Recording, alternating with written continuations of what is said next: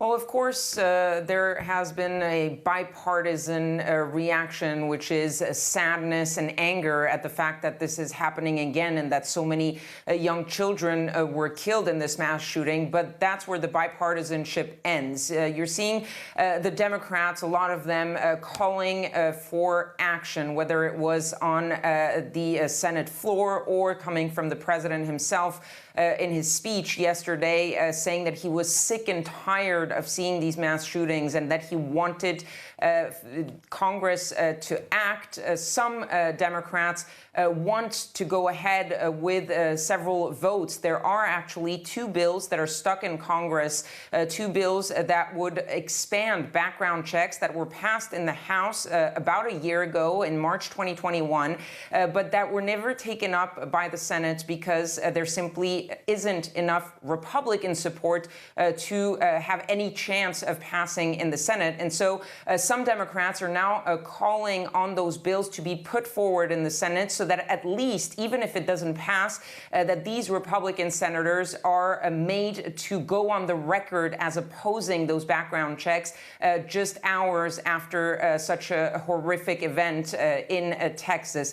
On the Republican side, you saw some senators, for example, Senator Ted Cruz of Texas, who was at that press conference with the governor, Greg Abbott. He accused the Democrats and some in the media of already politicizing the tragedy by talking about gun control. The Republicans instead are focusing mostly on mental health and how that could be expended or made better. They were also talking about, again, something that has been talked about in the past, which is arming teachers, putting more guns, more security around schools. And so you're seeing there that there is really not anything that seems to bring together the Republicans and the Democrats. It has to be said that among the population, according to latest polls, there is an overwhelming support for at least expanding background checks and even possibly passing some sort of a ban on assault weapons.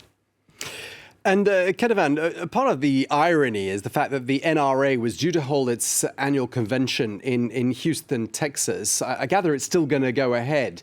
And one of the speakers there is none other than the Texas governor, Greg Abbott. I mean, is there any sense that perhaps he might have a rethink about attending such an event?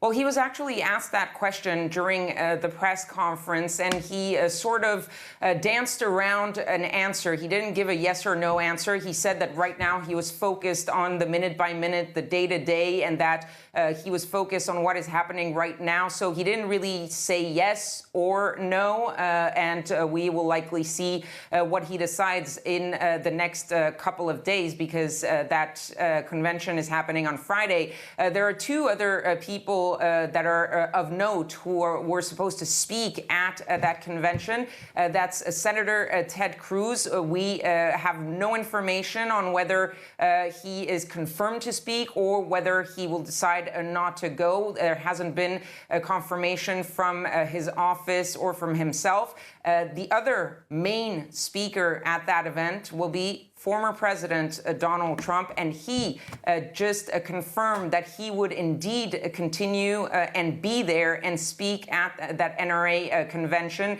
The NRA itself saying that they were going ahead with that they were not going to change their plans. So there is some pressure on Governor Abbott, on Senator Ted Cruz, but right now, at least as things stand, there is no information one way or another about what they're going to decide to do at the last minute.